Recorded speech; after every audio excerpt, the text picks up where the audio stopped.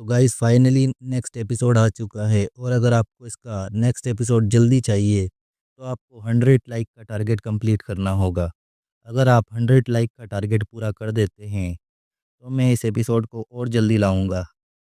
इसी के साथ 1000 सब्सक्राइबर का अकाउंट भी जल्दी पूरा कराएं ताकि हमारी भी अर्निंग शुरू हो सके। बाय। आप सुन रहे हैं महायोद्धा शिवा। यह इस कहानी का अगला अध्याय है।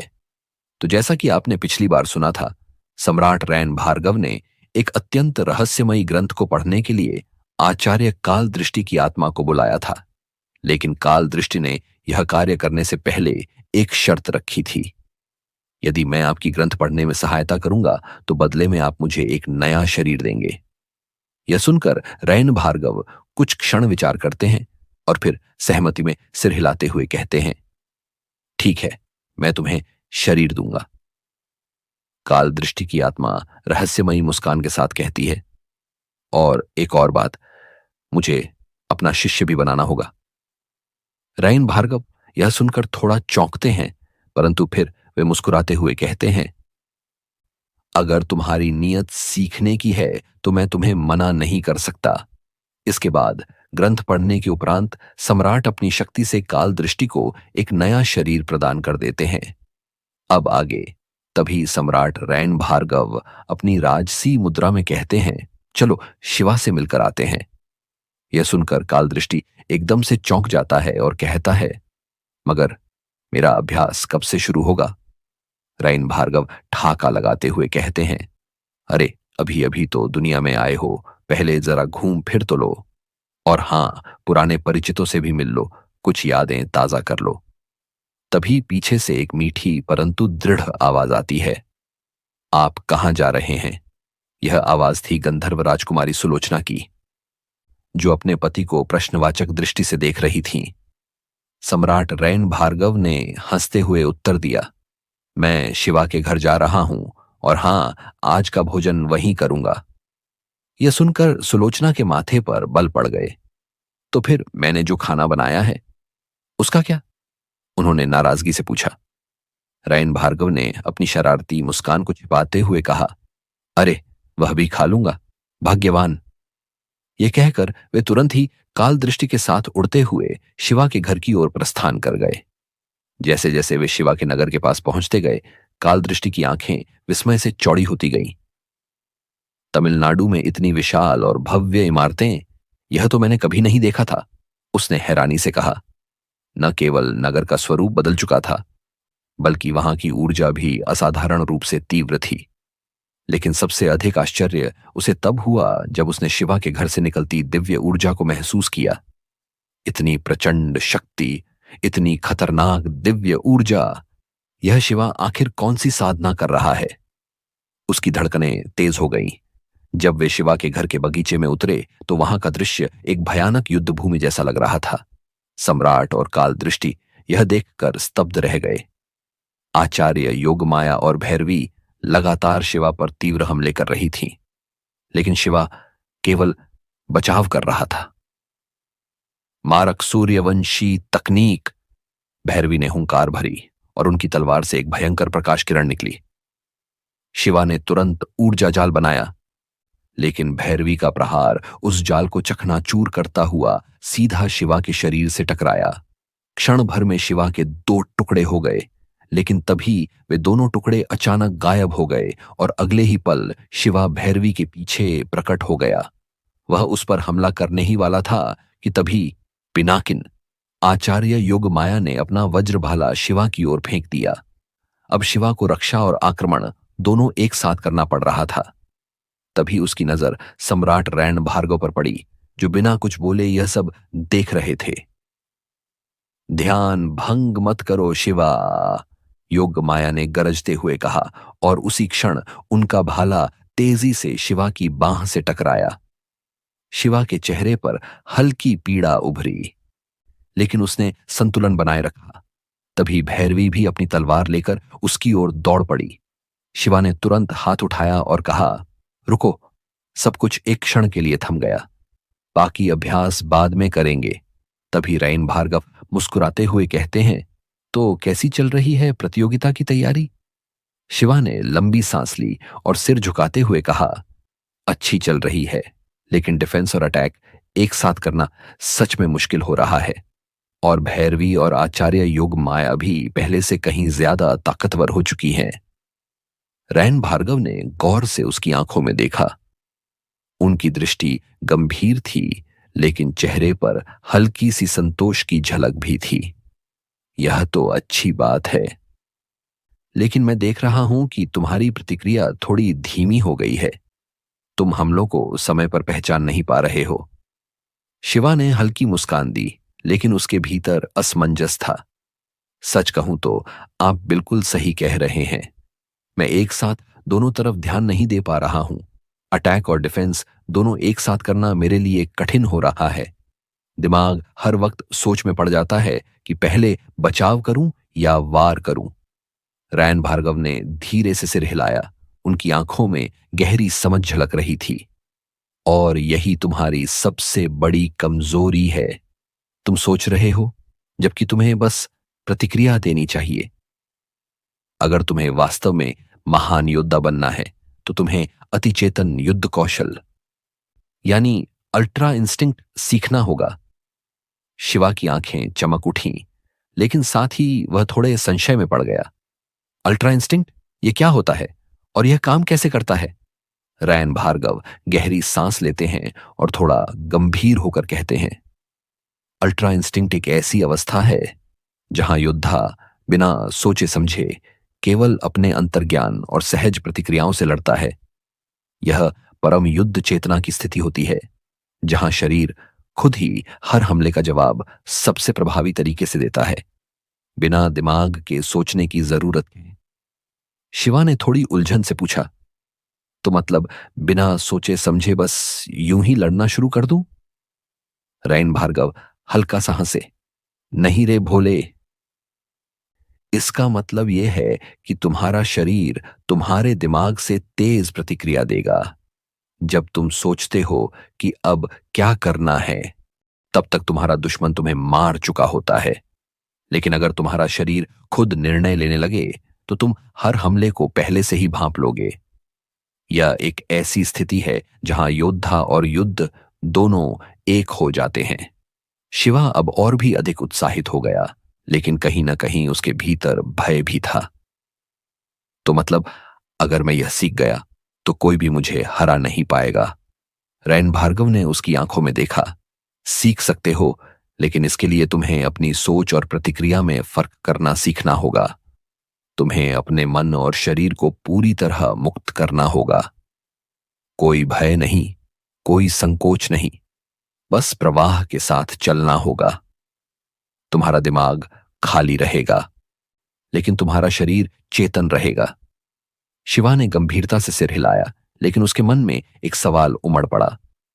अगर यह इतना आसान होता, तो हर कोई इसे सीख चुका होता। रैन भार्गव जोर से हंसे, लेकिन उनकी हंसी के पीछे गहरी सच्चाई छिपी थी। यही तो बात है, यह साधारण योद्धाओं के लिए नहीं है। इसे हासिल करने के लिए आत्मनियंत्रण, धैर्य और गहरी साधना की जरूरत होती है। यह केवल उन्हीं योद्धाओं के लिए है जो अपने अहंकार को त्याग कर खुद को प्रवाह में ढालने की कला सीख सकें। शिवा ने गहरी सांस ली। उसे महसूस हुआ कि यह सिर्फ एक युद्ध कला नहीं थी, यह तो एक दर्शन था। लेकिन अभी भी उसे पूरी तरह पता नहीं चला था।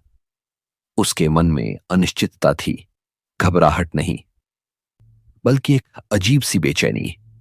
तभी सम्राट रैन भार्गव ने हल्की सी मुस्कान के साथ आगे कदम बढ़ाया। उनकी आंखों में आत्मविश्वास की गहरी चमक थी, जैसे कोई ऐसा योद्धा जिसे अपने विजय पर जरा भी संदेह न हो।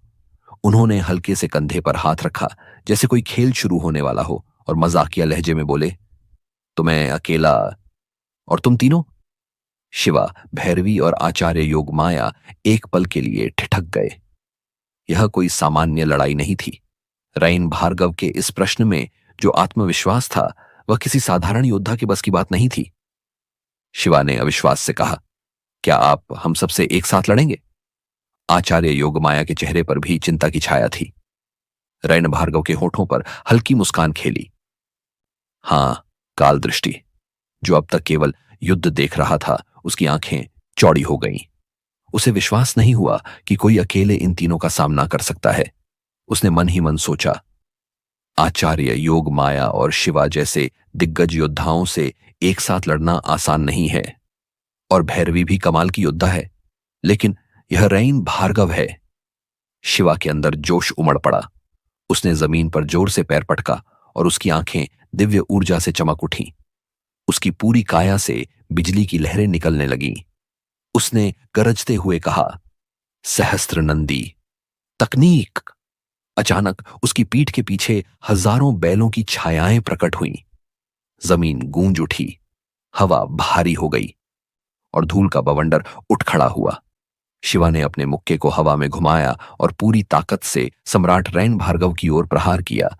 लेकिन जैसे ही मुक्का उनके पास पहुंचा, रैन भार्गव ने केवल अपने हाथों से उसे थाम लिया।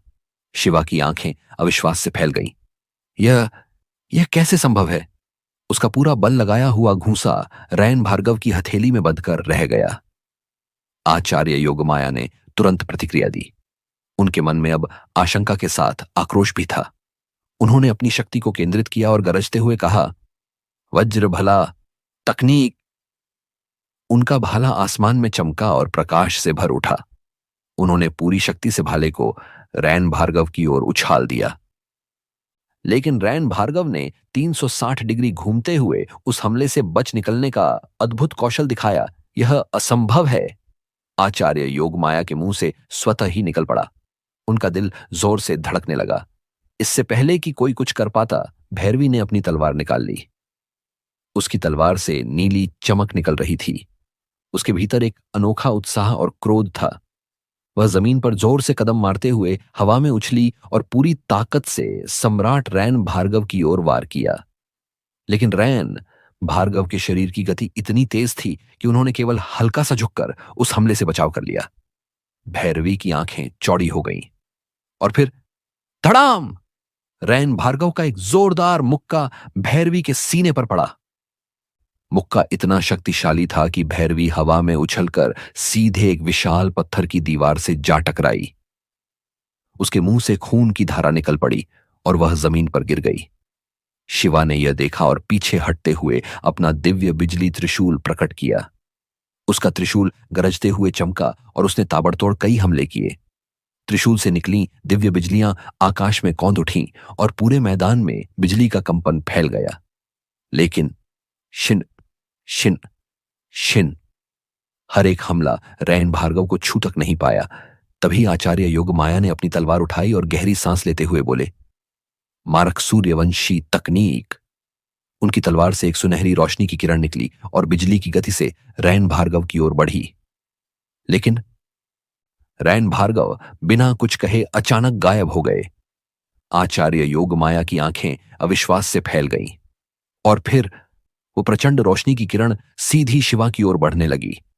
शिवा ने तुरंत अपनी धर्म मूर्ति को आगे कर दिया, लेकिन जैसे ही किरण ने मूर्ति को छुआ, धड़ाक! धर्म मूर्ति टुकड़े टुकड़े हो गई। शिवा बड़ी मुश्किल से खुद को बचा पाया। अचानक रैन भार्गव आचार्य योग माया के ठीक सामने प्रकट हुए। शिवा ने प्रतिक्रिया करते हुए एक विशाल चट्टान प्रकट की और पूरी शक्ति से उसे रैन भार्गव की ओर उछाल दिया। लेकिन रैन भार्गव ने केवल अपनी एक उंगली से उस चट्टान को चकनाचूर कर दिया। फिर उन्होंने आचार्य योग माया को एक जोरदार थप्पड़ जड़ा। धड़ाम! थप्पड़ इतना शक्तिशाली था कि आचार्य हवा में घूमते हुए जमीन पर जा गिरे। उनका शरीर कुछ समय के लिए सुन्न पड़ गया। शिवा ने गुस्से से कहा, वज्रास्त्र! आसमान में बिजली कड़क उठी और एक दिव्य अस्त्र जो बिजली की तरह घूम रहा था, रैन भार्गव की ओर बढ़ा। शिवा ने सोचा, जब तक वह अस्त्र को रोकेंगे तब तक मैं उन पर हमला कर दूंगा। लेकिन जैसे ही अस्त्र रैन भार्गव के करीब पहुंचा, रैन भार्गव ने उसे केवल अपने नंगे हाथों से पकड़ लिया। शिवा अवाक रह गया। कोई दिव्यास्त्र को इतनी आसानी से नंगे हाथों से कैसे पकड़ सकता है? तभी रैन भार्गव शिवा के ठीक सामने प्रकट हुए। शिवा ने घूंसा मारने के लिए अपना हाथ बढ़ाया ही था कि रैन भार्गव ने उसके मुंह को पकड़कर सीधे जमीन में गाड़ दिया। धड़ाम! पूरा मैदान हिल उठा। आचार्य काल दृष्टि की आंखें अविश्वास से फैल गईं। सम्राट रैन भार्गव ने दो दिव्य देव सम्राट और एक ईश्वर साधना के प्रथम स्तर वाले योद्धा को इतनी आसानी से परास्त कर दिया था, और यह युद्ध केवल अभी शुरू हुआ था। रैन भार्गव ने हल्की मुस्कान के साथ शिवा की ओर देखा और बोले, अरे, तुम तो 3 हमलों में ही हार गए, और अभी भी मैं तुम जैसे 1000 योद्धाओं से लड़ सकता हूं। शिवा अभी भी जमीन में धंसा हुआ था, लेकिन किसी तरह खुद को संभालते हुए उसने रैन भार्गव की ओर देखा। उसके चेहरे पर हैरानी थी। ऐसा कैसे संभव है? उसने खुद से सवाल किया। रैन भार्गव ने अपनी कलाई मोड़ी और एक सहज मुद्रा में खड़े हो गए। उन्होंने शांत स्वर में कहा, इसे कहते हैं अल्ट्रा इंस्टिंक्ट। इसमें मेरा शरीर मेरे दिमाग से पहले प्रतिक्रिया देता है, यानी सोचने से पहले ही शरीर खुद को बचाने और हमला करने के लिए तैयार हो जाता है। यही असली लड़ाई का चरम स्तर है। शिवा ने यह सुना और गहरी सांस लेते हुए खुद से कहा, मैं समझ गया, और अब मैं जल्द से जल्द इस तकनीक को सीखने का प्रयास करूंगा। उसकी आंखों में अब पहले से भी ज्यादा दृढ़ निश्चय था। तभी उसकी नजर आचार्य काल दृष्टि कास्टी पर पड़ी।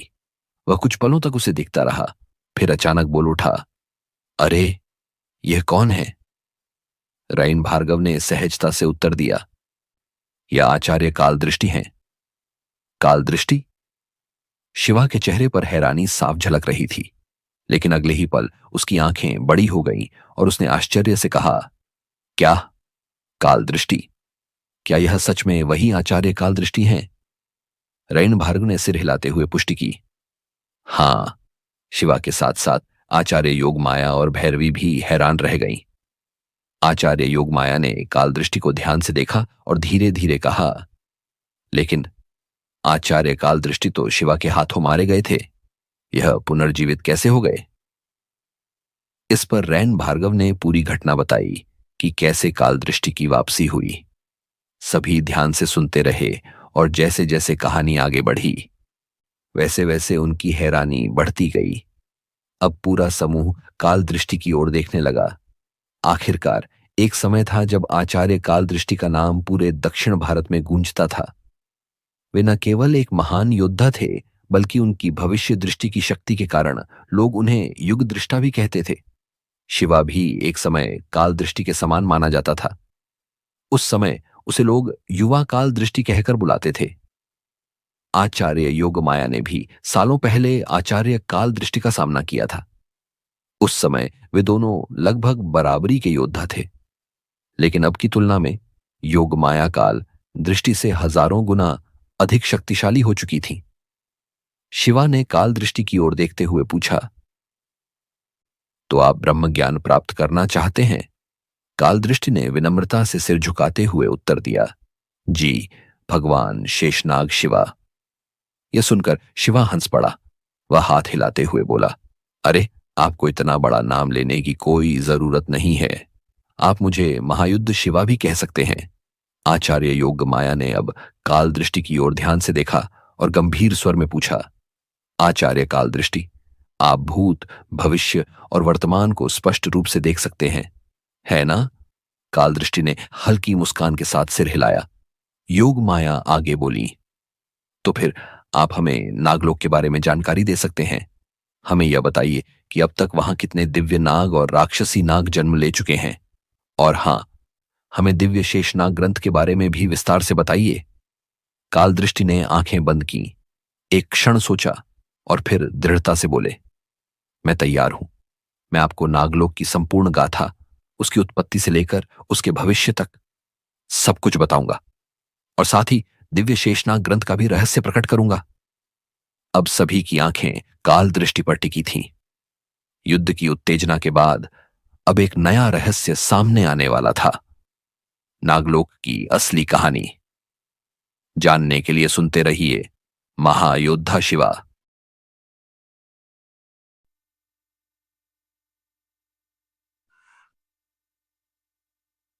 आप सुन रहे हैं महायोद्धा शिवा। यह इस कहानी का अगला अध्याय है।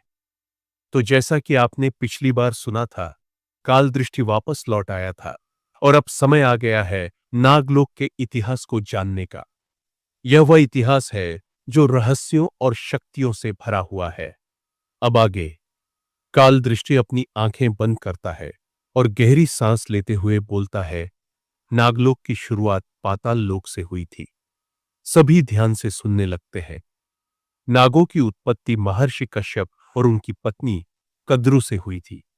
कद्रु के गर्भ से हजारों नागों का जन्म हुआ, जिनमें से कुछ प्रमुख नाग ये थे: भगवान शेषनाग, भगवान वासुकी, नागराज तक्षक, कालिया नाग, प्रभानंद, पद्मनाभ, महापद्मनाभ, करकोटक, गुलेका और भगवान शेषनाग के छोटे भाई शंखनाद नाग। माता मनसा भी नागों में एक प्रमुख देवी थी। काल दृष्टि की बातें सुनकर सभी मंत्रमुग्ध हो गए। वह आगे बोलते हैं, नागलोक पाताल लोक के 7 भागों में से एक था। यह स्वर्ण और रत्नों से निर्मित एक अद्भुत नगर था जो जल के भीतर स्थित था। यहाँ के नाग रहस्यमयी सिद्धियों और बलशाली मंत्रों के ज्ञाता थे। उन्होंने वहां कई युगों तक अद्भुत शासन किया। लेकिन फिर एक महाकाल आया, समुद्र मंथन। काल दृष्टि की आवाज और गंभीर हो गई। देवताओं और असुरों के बीच समुद्र मंथन हुआ, जिसमें नागराज वासुकी को रस्सी की तरह प्रयोग किया गया। उनके कष्ट और पीड़ा की कोई सीमा नहीं थी, लेकिन उन्होंने अपनी शक्ति से यह कार्य पूरा किया। और इसी समुद्र मंथन के दौरान कई दिव्य रत्न और अमृत निकले। शिवा, योग माया और भैरवी ध्यान से सुन रहे थे। काल दृष्टि ने आगे कहा, समुद्र मंथन के बाद नागराज वासुकी भगवान महादेव की शरण में चले गए और उनके गले में स्थान प्राप्त किया। इसी समय भगवान शेषनाग भी भगवान विष्णु की अनंत शैया बन गए। नागलोक, जो केवल नागों का वर्चस्व था, अब ब्रह्मांड की महाशक्ति बन चुका था। भैरवी ने उत्सुकता से पूछा, फिर क्या हुआ? काल दृष्टि ने गहरी सांस ली और कहा, इसके बाद नागलोक का शासन नागराज तक्षक के पास आया। तक्षक बहुत शक्तिशाली थे, लेकिन शक्ति का अहंकार उन्हें निगल गया। अहंकार में आकर उन्होंने पृथ्वीलोक पर आक्रमण कर दिया। उनकी नाग सेना ने कई मानव राज्यों को तहस नहस कर दिया। मानवों का संहार होता देख देवताओं ने इस पर क्रोधित होकर नाग सेना पर आक्रमण कर दिया। इतना सुनते ही शिवा की मुट्ठियां कस गई। यह एक ऐसा इतिहास था जिसमें शक्ति, अहंकार और युद्ध की महागाथा छिपी थी। तभी योग माया उत्सुकता से पूछती है, आगे क्या हुआ था? कालदृष्टि ने गंभीर स्वर में कहा, देवताओं और नागों के बीच भयानक युद्ध हुआ, जिसमें दोनों पक्षों को भारी क्षति पहुंची। इस युद्ध के कारण नागराज तक्षक और उसकी सेना को खांडव वन में छिपना पड़ा, लेकिन यह शांति स्थायी नहीं थी। सभी ध्यान से सुन रहे थे। इसके बाद देवराज इंद्र के कहने पर महारथी अर्जुन ने निवात कवचों से युद्ध किया, जिसमें अर्जुन की विजय हुई। फिर उसने खांडव वन को जलाने का निश्चय किया। इस विनाशकारी अग्नि में नागराज तक्षक की पत्नी और उसके कई बच्चे जलकर राख हो गए। यह त्रासदी नागराज तक्षक के लिए असहनीय थी। वह भयंकर क्रोध से भर उठा और प्रतिशोध की आग में जलने लगा। पर वह जल्दबाजी नहीं करना चाहता था। वह सही समय का इंतजार करने लगा। शिवा की आंखें गंभीर हो गई। फिर क्या हुआ? कालदृष्टि ने गहरी सांस लेते हुए कहा, फिर समय आया महाभारत का, जब अंगराज कर्ण और अर्जुन के बीच अंतिम युद्ध चल रहा था। यह वही कर्ण था जिसे राज्य भीख में मिला था और जो दुर्योधन को भड़काने में सबसे आगे रहता था। यह वही मौका था जिसका नागराज तक्षक वर्षों से इंतजार कर रहा था। उसने अपने अंतिम बचे हुए पुत्र, जो खांडव वन की आग में किसी तरह बच गया था, उसे अर्जुन को मारने के लिए भेजा। नागराज तक्षक का पुत्र कर्ण के तीर पर जाकर बैठ गया और जैसे ही वह तीर अर्जुन के सिर से टकराने वाला था, भगवान श्री कृष्ण ने अर्जुन को बचा लिया। यह सुनकर शिवा की भौहें तन गई। तो नागराज तक्षक असफल रहा? काल दृष्टि हल्की हंसी के साथ बोले, हां, और इससे वह और अधिक क्रोधित हो गया। शिवा थोड़ा असहज हुआ। लेकिन आचार्य, आप कर्ण को इतना गलत क्यों ठहरा रहे हैं? वह तो महादानी था। काल दृष्टि ने गंभीरता से उत्तर दिया, केवल दान करने से कोई व्यक्ति महान नहीं बन जाता। शिवा, अच्छाई और न्याय केवल दान करने से नहीं आते, बल्कि अपने कर्मों से आते हैं। और वैसे भी भगवान परशुराम की यह एकमात्र गलती थी कि उन्होंने कर्ण जैसे अधर्मी को शिक्षा दी, जिसके कारण आगे चलकर इतना बड़ा महासंग्राम हुआ। शिवा की आंखों में संदेह झलकने लगा। पर आचार्य, कर्ण को अधर्मी कहना क्या उचित है? काल दृष्टि ने गहरी दृष्टि से शिवा को देखा और बोले, शिवा, यह सच है कि कर्ण को समाज से तिरस्कार मिला, लेकिन उसके कर्मों को अनदेखा नहीं किया जा सकता। उसने अपने जीवन में कई गंभीर पाप किए। पहला पाप, उसने अपने गुरु से झूठ बोलकर शिक्षा प्राप्त की। यही कारण था कि भगवान परशुराम ने उसे श्राप दिया कि जब उसे अपने ज्ञान की सबसे अधिक आवश्यकता होगी, तब वह सब कुछ भूल जाएगा। दूसरा पाप, उसने एक निर्दोष ब्राह्मण के गौ को मार डाला, जिससे उसे एक और श्राप मिला कि उसका रथ भूमि में धंस जाएगा। तीसरा पाप, उसने पांडवों को लाक्षागृह में जलाने का प्रयास किया। चौथा पाप, उसने सती द्रौपदी को भरी सभा में अपमानित किया और उसे वेश्या तक कहने में संकोच नहीं किया। पांचवा और सबसे बड़ा पाप, उसने बालक अभिमन्यु की क्रूरतापूर्वक हत्या में भाग लिया, जब वह निहत था और असहाय था। काल दृष्टि ने शिवा की ओर देखा और पूछा, अब तुम खुद सोचो, क्या ऐसा व्यक्ति न्यायप्रिय या धर्मप्रिय हो सकता है? शिवा इस उत्तर से स्तब्ध रह गया। तभी सम्राट रैन भार्गव की आंखों के सामने वह पुरानी यादें झलक पड़ी, जब वह पहली बार कर्ण से मिले थे। वह क्षण उनके लिए अनमोल था, क्योंकि वे स्वयं भगवान परशुराम के अवतार थे और उनके भीतर परशुराम की स्मृतियां जीवित थीं। उन्हें वह दिन याद आया जब उन्होंने कर्ण को श्राप दिया था। वह निर्णय उनके लिए भी पीड़ादायक था, क्योंकि कर्ण उनका सबसे प्रिय शिष्य था। लेकिन उसी कर्ण के कारण आगे चलकर महायुद्ध हुआ, जिसने पूरे आर्यावर्त को हिलाकर रख दिया। इसी बीच आचार्य योग माया ने जिज्ञासु स्वर में पूछा, तो फिर नागराज तक्षक का क्या हुआ? काल दृष्टि ने एक गहरी सांस ली और बोले, महायुद्ध के पश्चात जब युद्ध की ध्वनि शांत हो गई, तब पांडवों ने अपना राज्य राजा परीक्षित को सौंप दिया। परंतु यह शांत समय अधिक समय तक नहीं टिक सका। जल्द ही धरती पर अंधकार की सबसे बड़ी शक्ति कलिपुरुष का आगमन हुआ। सभी ध्यानपूर्वक सुन रहे थे। काल दृष्टि आगे बोले, कलिपुरुष की मायावी शक्तियों ने धीरे धीरे धरती को अपने प्रभाव में लेना शुरू किया और उसकी इसी माया में फंसकर राजा परीक्षित से एक भारी भूल हो गई। शिवा उत्सुकता से बोला, क्या भूल? राजा परीक्षित एक दिन जंगल में शिकार के लिए गए थे। वहां उन्होंने एक महान तपस्वी शमीक मुनि को गहरी तपस्या में लीन देखा, लेकिन कलि पुरुष की छाया उनके मन पर पड़ चुकी थी। उन्होंने क्रोधवश एक मृत नाग उठाया और उसे शमीक मुनि के गले में डाल दिया। आचार्य योग माया ने आश्चर्य से कहा, क्या उन्होंने एक मुनि का ऐसा अपमान किया? हां, काल दृष्टि ने सिर हिलाया, और यही उनकी सबसे बड़ी भूल थी। जब शमीक मुनि के पुत्र ऋषि शृंगी ने यह देखा तो वे क्रोधित हो गए। उन्होंने अपने पिता के अपमान का बदला लेने के लिए राजा परीक्षित को एक भयानक श्राप दे दिया। राजा परीक्षित की मृत्यु एक नाग के डसने से होगी। शिवा और अन्य सभी इस रहस्य को सुनकर स्तब्ध रह गए। यह श्राप सुनकर नागराज तक्षक की आंखों में प्रतिशोध की अग्नि जल उठी।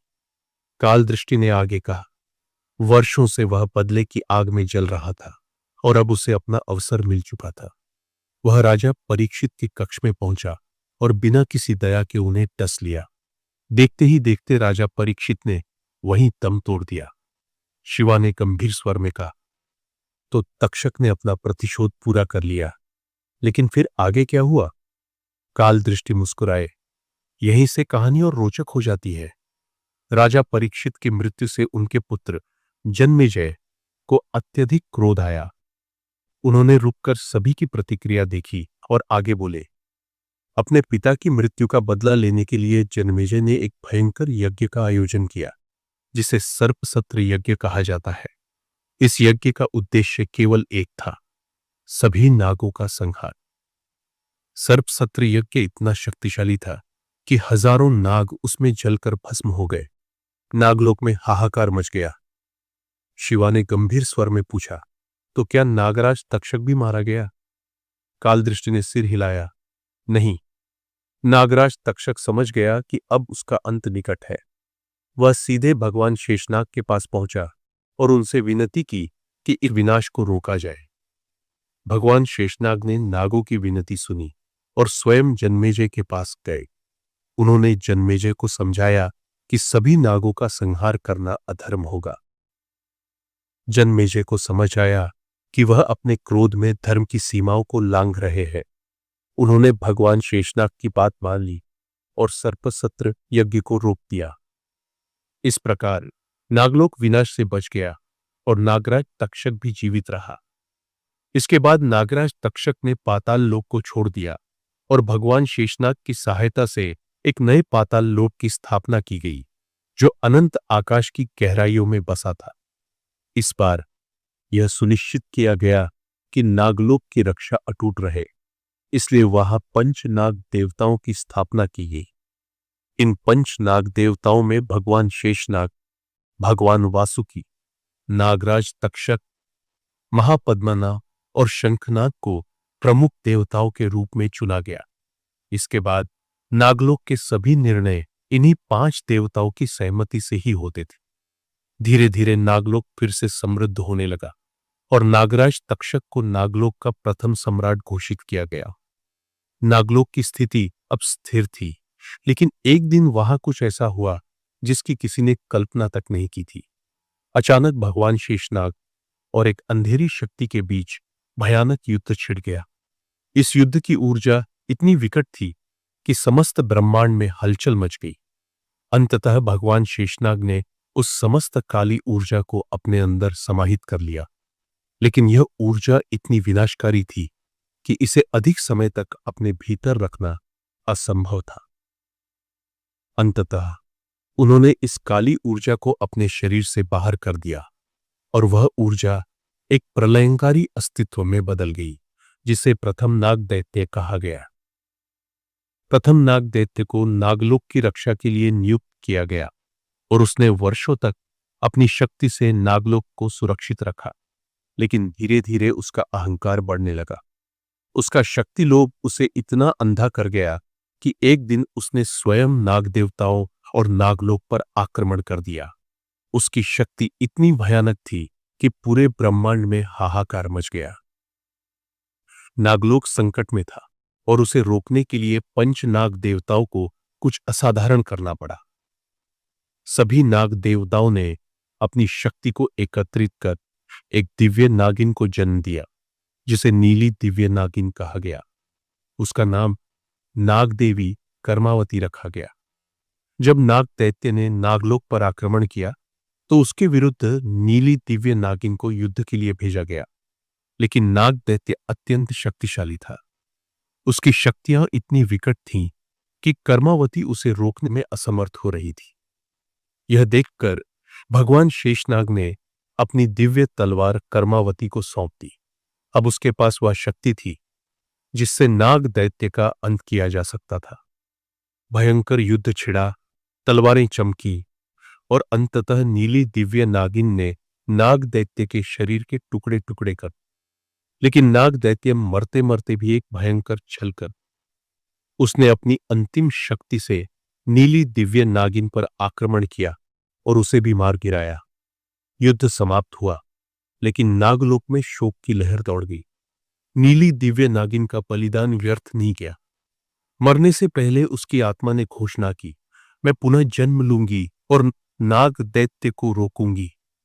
इसके बाद नागलोक में सब कुछ शांत हो गया और समय धीरे धीरे बीतने लगा। लेकिन शांति अधिक समय तक टिक नहीं सकी।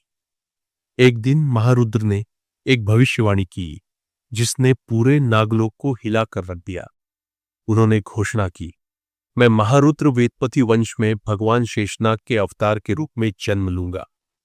यह सुनकर समस्त नागलोक स्तब्ध रह गया, क्योंकि यह भविष्यवाणी एक नए युग के आरंभ की घोषणा थी। कई वर्षों बाद वेदमती वंश की एक कन्या, जिसका नाम अहिल्या वेदमती था, जो प्राचीन मानव सम्राट की ब्लडलाइन से थी, उसने भगवान शेषनाग के अवतार शिवा को जन्म दिया। यह नाम सुनते ही शिवाय, मीनाक्षी और लिटिल जोया भी ध्यान से आगे की कहानी सुनने लगी। शिवा बचपन से ही असाधारण बुद्धिमान था, लेकिन उसके पिता नारायण शास्त्री ने अपने पिता की मर्जी के खिलाफ जाकर अहिल्या से विवाह किया था। इस कारण उन्हें परिवार से निष्कासित कर दिया गया। एक प्रतिभाशाली वेदाचार्य होने के बावजूद उन्हें जीविका के लिए एक छोटा सा मेडिकल क्लिनिक चलाना पड़ा। परिवार की इस दरार ने शिवा के जीवन को और भी जटिल बना दिया। शास्त्री खानदान का बड़ा बेटा भास्कर शास्त्री शिवा की प्रतिभा से जलता था। उसने अपने दोस्तों के साथ मिलकर शिवा को घेर लिया और बेरहमी से पीटकर सड़क पर फेंक दिया। लेकिन यह तो बस शुरुआत थी। इसके तुरंत बाद एक ट्रक ने शिवा को टक्कर मार दी और वह कोमा में चला गया। परंतु यह साधारण कोमा नहीं था। जब सभी को लगा कि शिवा की आत्मा स्वर्गलोक जाएगी, तो वह अचानक नागलोक में पहुंच गई। वहां उसकी मुलाकात नागराज तक्षक से हुई, जिसने उसे अपने शिष्य के रूप में स्वीकार किया। कई वर्षों तक शिवा ने नागलोक में कठोर प्रशिक्षण प्राप्त किया और वहां का सबसे शक्तिशाली योद्धा बन गया। उसने स्वर्गेश्वर देव और मानव साम्राज्य वसुंधरा देवी के साथ मिलकर दिव्य जातियों, गंधर्वों, यक्षों और देवताओं से युद्ध किया और उन्हें पराजित कर दिया। यही नहीं, उसने भेड़िया राक्षस वंश और लोमड़ी राक्षस वंश का भी एक पूरा समूह नष्ट कर दिया। इस महापराक्रम के बाद शिवा को नाग सम्राट चुना गया। लेकिन यही वह क्षण था जब एक भविष्यवाणी ने देवताओं और नागलोक में हलचल मचा दी। देवताओं ने घोषणा की कि जो भी स्वर्गलोक, नागलोक और पृथ्वीलोक के सबसे ताकतवर योद्धाओं का वध करके उनकी शक्तियां हासिल करेगा, वह समस्त ब्रह्मांड का सबसे शक्तिशाली अस्तित्व बन जाएगा। यह सुनते ही नागराज तक्षक ने सबसे पहले स्वर्गेश्वर देव का वध कर दिया। इसके बाद उसने मानव साम्राज्य वसुंधरा देवी को भी मारने की योजना बनाई। लेकिन कई प्रयासों के बाद भी वह असफल रहा। जब उसकी चालें काम नहीं आई, तो उसने अपने सबसे प्रिय शिष्य शिवा को बुलाया। लेकिन यह कोई साधारण बुलावा नहीं था। तक्षक ने धोखे से शिवा के शरीर को उसकी आत्मा से अलग कर दिया। अब तक्षक के पास वह मौका था जिसका उसे सदियों से इंतजार था। जैसे ही वह शिवा की आत्मा को नष्ट करने वाला था, अचानक वहां एक दिव्य रोशनी प्रकट हुई। यह रोशनी शिवा को नागलोक से दूर ले गई। लेकिन तक्षक ने हार नहीं मानी। जाते जाते उसने शिवा पर एक दिव्य छाप लगा दी, एक शापित निशान। यह छाप एक रहस्यमयी शक्ति से बनी थी। अगर भविष्य में शिवा कभी भी नागलोक की कोई भी तकनीक या शक्ति का उपयोग करता, तो तक्षक उसे तुरंत पकड़ सकता था। तभी आचार्य योगमाया काल दृष्टि से पूछती है, शिवा के पृथ्वी पर आने के बाद क्या हुआ? जिस पर काल दृष्टि आगे बताते हैं, इसके बाद कई वर्षों तक नागराज तक्षक शिवा का इंतजार करता रहा। फिर उसने नागपति दक्षायण को अगला नाग सम्राट चुना, लेकिन चारों नाग देवताओं ने इसे नकार दिया। देवताओं की आज्ञा के बिना नाग सम्राट चुनने के कारण देवता तक्षक से नाराज हो गए और उन्होंने उसे श्राप दिया कि जल्द ही नागपति दक्षायण के संपूर्ण वंश का नाश हो जाए और तक्षक, तुम्हारा शरीर भी नष्ट हो जाएगा। इसके कुछ समय बाद ब्रह्मांड में 3 नई शक्तियों का शासन स्थापित हुआ। सम्राट रैन भार्गव, सम्राट रोहन ओबेरॉय और नरक क्षेत्र की महारानी खुशी मेहरा, जो स्वयं आदिकाल की शक्ति। पूरे ब्रह्मांड में इन तीनों से ज्यादा ताकतवर कोई नहीं था। तभी एक दिन भेड़िया राक्षस वंश के प्रमुख और लोमड़ी राक्षस वंश के प्रमुख ने खुशी मेहरा को बताया कि उनके समूह के पतन का कारण नागलोक था। यह सुनकर खुशी मेहरा भड़क उठी और उसने नागलोक पर आक्रमण कर दिया। उसके डर से नागलोक के कई योद्धा वहां से भाग गए और फिर खुशी मेहरा और तक्षक के बीच भयानक युद्ध हुआ। इस युद्ध में खुशी मेहरा ने तक्षक को पूरी तरह हिला दिया, परंतु चारों नाग देवताओं ने खुशी मेहरा से विनती की कि तक्षक का अभी अंत नहीं होना चाहिए, इसलिए वह उसे छोड़ दे। उन चारों नाग देवताओं के आग्रह पर खुशी मेहरा वापस चली, लेकिन इस युद्ध ने तक्षक को इतना कमजोर कर दिया कि जब शिवा और तक्षक का आमना सामना हुआ तो शिवा ने उसे बड़ी आसानी से हरा दिया। इसके बाद नागलोक की अगली महारानी के रूप में आचार्य योग माया को चुना गया। यह थी नागलोक की कहानी। यह सुनकर सब काफी खुश होते हैं। तभी आचार्य योग माया ने पूछा, तो फिर नाग दैत्य का क्या हुआ? क्या उसका अंत पूरी तरह हो गया था? इस पर आचार्य काल दृष्टि ने गहरी सांस ली और बोले, नीली दिव्य नागिन से हुए भयानक युद्ध के बाद नाग दैत्य के शरीर के टुकड़े तो नष्ट हो गए थे, लेकिन उसका दिल बच गया था। यह कोई साधारण दिल नहीं था, बल्कि उसमें नाग दैत्य की समस्त ऊर्जा और काली शक्तियों का सार समाया हुआ था। यह दिल पृथ्वीलोक के एक गहरे समुद्र में जाकर गिरा, जहां युगों तक यह अदृश्य और निष्क्रिय पड़ा रहा। लेकिन नियति को कुछ और ही मंजूर था। जलधारा वंश, जो समुद्र में शासन करने वाला एक प्राचीन और शक्तिशाली वंश था, उनके राजा युधिष्ठिर जलधारा को किसी प्रकार इस रहस्यमय दिल का पता चला। राजा युधिष्ठिर जलधारा एक महान योद्धा थे, परंतु एक गंभीर युद्ध में उनका दिल क्षतिग्रस्त हो गया था और वे मृत्यु के करीब थे। जलधारा वंश के ऋषियों और तांत्रिकों ने समुद्र की गहराइयों में छिपे नाग दैत्य के दिल की जानकारी दी और कहा कि यह दिल उनकी जान बचा सकता है, लेकिन इसके परिणाम अज्ञात होंगे। अपने जीवन को बचाने के लिए युधिष्ठिर जलधारा ने वह दिल अपने शरीर में प्रत्यारोपित कर लिया। जैसे ही नाग दैत्य का दिल उनके शरीर का हिस्सा बना, एक भयंकर ऊर्जा उनके भीतर प्रवाहित होने लगी। कुछ ही पलों में उनकी शक्तियां कई गुना बढ़ गई और उनका शरीर नाग दैत्य के समान विशाल और भयानक होता गया। वह असाधारण शक्ति के स्वामी बन चुके थे और उन्हें लगने लगा कि अब वे पूरे जलधारा वंश को अमर बना सकते हैं। परंतु यह शक्ति एक श्राप की तरह थी। नाग दैत्य का हृदय किसी साधारण शरीर के लिए नहीं था। धीरे धीरे वह दिल युधिष्ठिर जलधारा के शरीर को अंदर से जलाने लगा। उनकी त्वचा काली पड़ने लगी, आंखों में एक अजीब सी लाल चमक आ गई और उनका शरीर धीरे धीरे बिखरने लगा। वे अपने ही शरीर को नियंत्रित नहीं कर पा रहे थे। जब जलधारा वंश के ऋषियों ने यह देखा तो उन्होंने इसे रोकने का प्रयास किया, पर तब तक बहुत देर हो चुकी थी। युधिष्ठिर जलधारा का शरीर फट गया और उनके टुकड़े चारों दिशाओं में बिखर गए। जलधारा वंश के लोगों ने अपने महान राजा के मृत शरीर को एक भव्य समाधि में स्थापित किया और नाग दैत्य के दिल को भी वहीं दफना दिया ताकि कोई और इसे इस्तेमाल न कर सके। लेकिन यह कहानी यहीं समाप्त नहीं हुई। वर्षों बाद जब जलधारा वंश के लोग समाधि की रक्षा कर रहे थे तो एक रात अचानक समाधि पूरी तरह गायब हो गई। ऐसा लगा मानो कोई दैवीय शक्ति उसे उठा ले गई हो। यह घटना पूरे जलधारा वंश के लिए रहस्यमय और भयावह थी। समाधि के साथ नाग दैत्य का दिल भी समुद्र की गहराइयों में विलीन हो गया और तब से किसी ने उसे नहीं देखा था। इसके बाद सभी काल दृष्टि को धन्यवाद देते हैं।